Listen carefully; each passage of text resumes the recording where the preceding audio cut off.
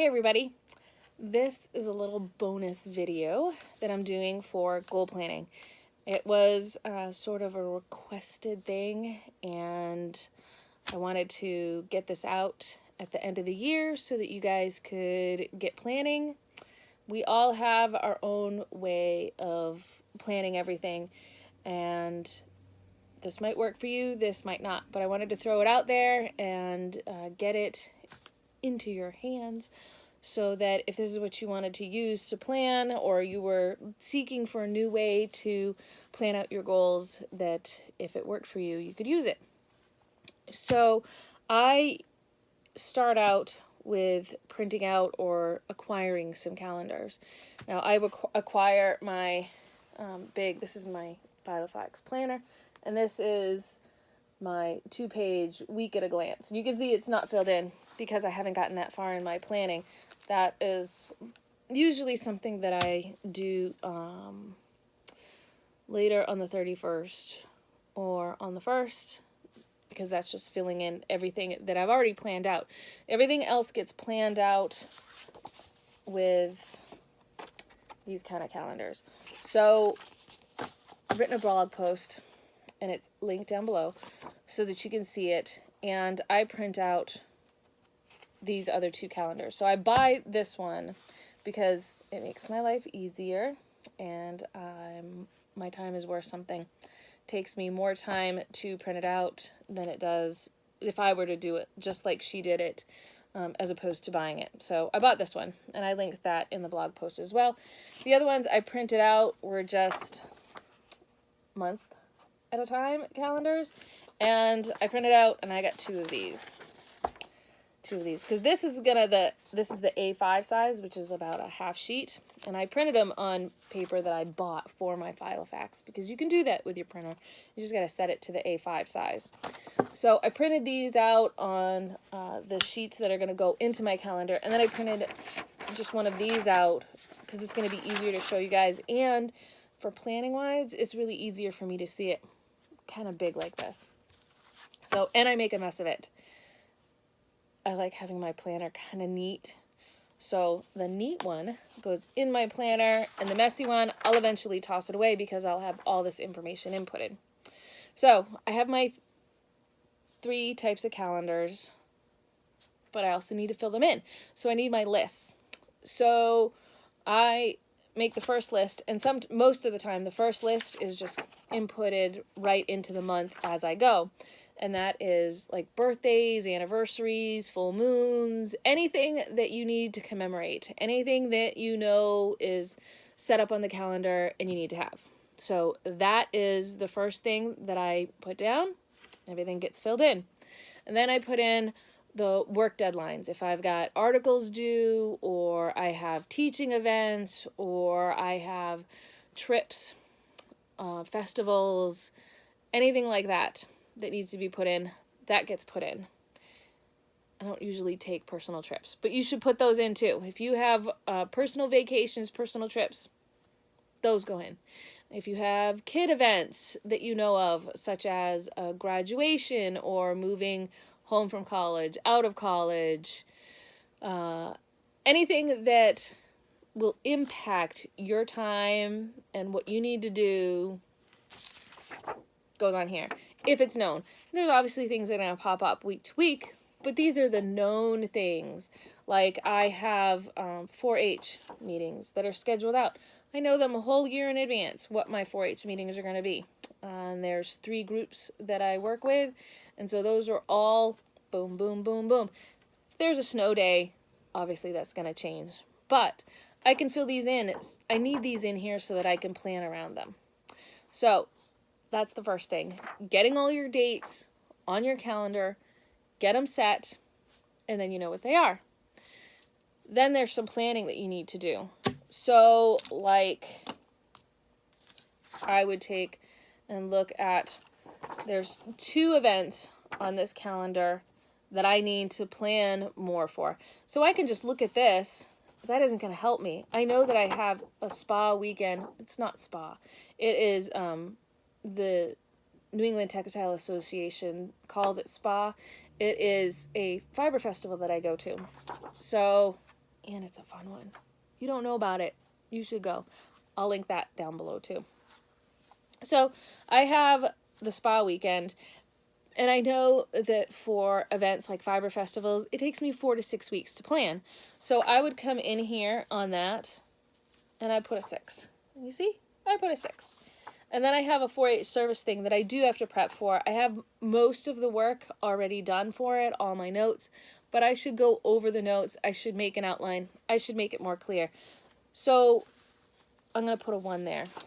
So you see there's a 1 and a 6. And those things are so that I can start to plan ahead. If I went and put these things, just wrote them into my weekly calendar, as I flip pages, I may not be getting prepared for them. I need to know now that I need to prepare for them. So I can count back, and I did write out, that's my scratch calendar, because like I said, I like to keep things neat. So I do have a specific way that everything needs to be written in. So this is my actual one for February. And so you can see that I do have the 1 here and the 6 here. And this one I transferred up to here. I really don't need a full amount of time, but I do need to know that I need to do something in this week. If I flipped my weekly calendar to this and saw this and went, oh crap, I'm not prepared, that doesn't help me. At least when I flip to this week, I can see that it's on there, and I can prepare sometime before the end of the week, and then I'm ready for it right here. For this, it's 6 weeks, so I need to start planning out, and you can see that I planned out here, and I planned out here, and in January, you can see a bunch of things that I planned out, like the pre-orders for mugs are planned out, and when mug pre-orders end, and that this day needs to be dedicated to making mugs, and then all of the dye stuff that's in there that I need to do to get ready for the fair. I do it this way, and this will get transferred into my weekly thing. So in the next couple of days, I'll be transferring all of this information from this over to here so that I have all of this, so that I don't have to guess. I don't have to look ahead in my planner. I can flip to the next page, so it'll be probably in this week, the 2nd week of January. I'll flip it open and I'll be like, right, spa's coming up. I have stuff to prepare for that. I've got to make sure the pre-orders are ready, make sure the mugs have been finalized. I did finalize the mugs. If those weren't finalized, or any of that other stuff wasn't ready, I would have to make notes of that too. Like right now, I would have to be working on those mugs. But since they're all done, that's the only note I need. Otherwise, I would have a note up here that would say, get those mugs done, finalize what you need to do, what is the special thing that you're doing for them, get it done. But that way, every time, I don't have to look at this again necessarily. I will keep this with my planner. But the point is that as I flip a week, because this stays open on my desk so I can see what's going on, because I'll put appointments in here as I have appointments, and all of this stuff, the weekly stuff that goes on, that changes, gets put into the weekly thing. I don't come back and put it on here and in here. So if I have a new doctor's appointment, or something came up, one of the kids needs to do some kind of thing, it goes into the weekly thing. So then I just flip a week and I see what's coming up. I see, oh, this week I'm doing that thing for Kate, I'm doing something for Maura, and I have this thing that's due for spa. This is the goal that I set for spa. This is what I'm doing. I got to get it done. So that way I don't have to keep coming back to this. I don't have to keep guessing, and I get my stuff done on time. If I didn't have it in my weekly thing and it didn't pop up, I might not get it done on time. There's so much going on and so much that needs to happen. I need to know as I flip a page, there it is. That's what I need to get done this week. Just do it. So when that's all set, and you've got all of those hard and fast dates in, and you've got weekends that you're blocking out, I block them out on this. You can see all these little crossed out dates. And you can see May is a pretty busy month. So that's what I like to be able to see. I can see at a glance, and I can see that January really doesn't have much of anything going on. There's a couple little things in February, tiny things in March, which is mostly just shearing and taking care of the lambs. There's an event in April, etc., etc. I can see at a glance what's going on and what weekends are blocked out. Now, this is where we get to our goal setting. So, I made a short little list. This isn't all my goals, but this is just so that I could show you. So, it's got 4 little goals on here. And the 4 little goals are the less is more sweater, some videos that I'll tell you about later, the Make 9 list, and I put Christmas PJs, which is hilarious because my friend Beth says, I've known you a long time, and I have a feeling that if you started your Christmas PJs in February, you'd still be finishing on December 24th. She's not wrong. I have been making Christmas PJs since my oldest was 1, so that's 17 years, and yep, every year on December 24th, I am hiding in a closet, sewing on buttons or finishing a hem, something. Getting all of that set before we head out to whatever we have to do. I put it on here. It kind of makes me laugh. I know I'm not going to finish them until then, and that's what I have down. But I did put, you can see, I have PJs. I've given myself a due date of 12/23. And then I say to start them on 11/28. So when I put it in the calendar, that's what I'll put down. I'll put down finish Christmas PJs on December 23rd, and on November 28th, start them. Basically, that's reminding me to get the fabric because the after Thanksgiving sales on flannel are usually really, really good. So that's when I'll pick up the flannel, and then I can start my PJs. So there's certain ones like that in my goal list that I will just be able to do that, be able to have an end date for my goal and a start date for my goal. And both of those get put on the calendar. And something like the PJs is a definite. That has to be done by Christmas Eve because that has to be done by Christmas Eve, yo. So I will put that in there and find a date that works to finish it or that is reasonable. Then we get to things like the Make 9 list. And you can see, this is my scratch page. I did make a prettier looking page for them.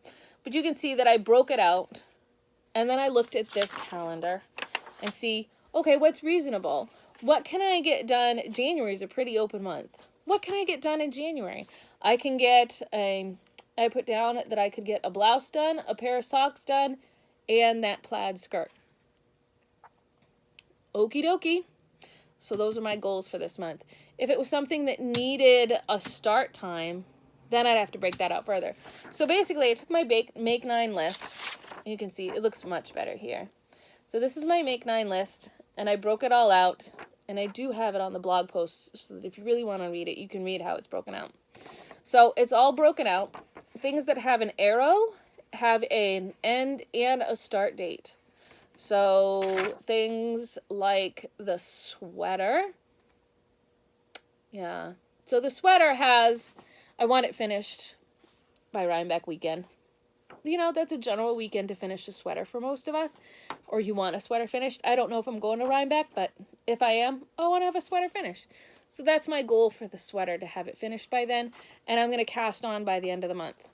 End of January, that is.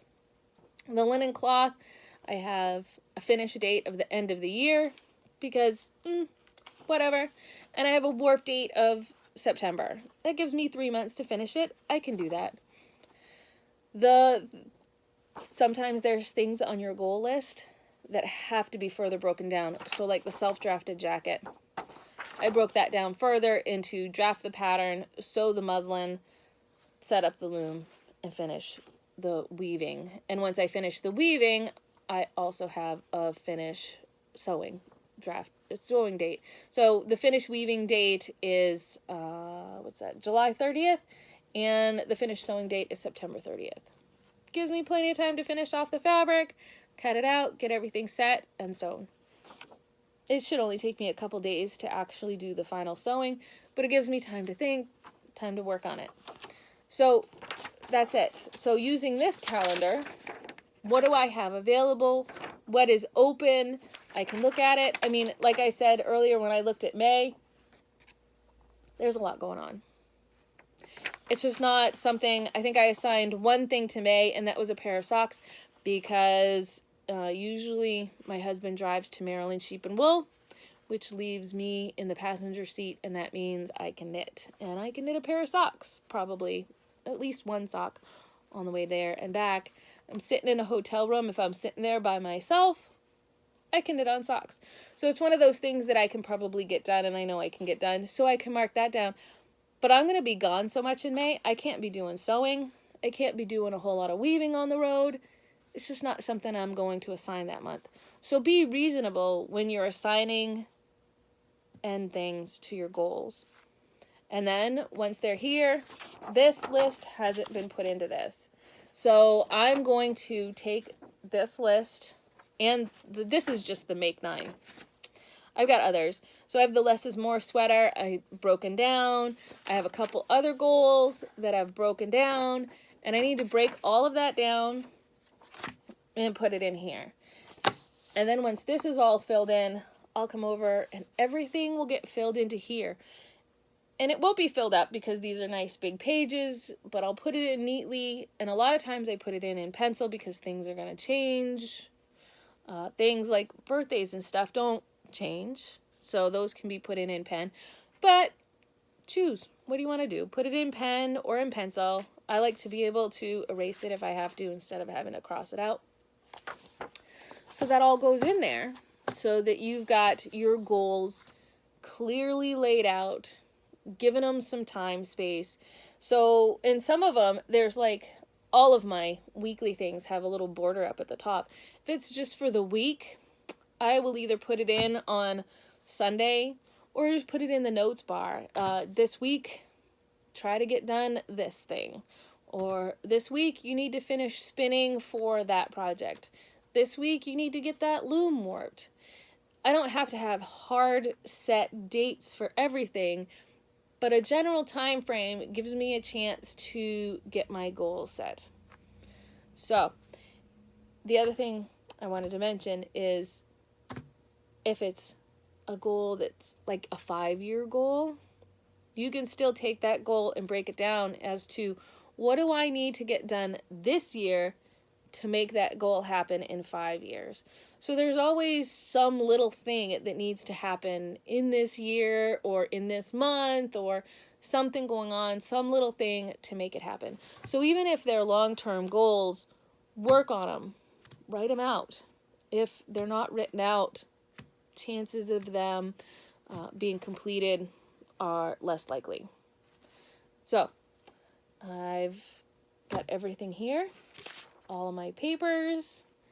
I'm going to continue working on this list. I'm going to continue breaking out my goal list and putting it in here. And then tomorrow, maybe later today, tomorrow, something, I'm going to start working on putting everything into my big weekly planner.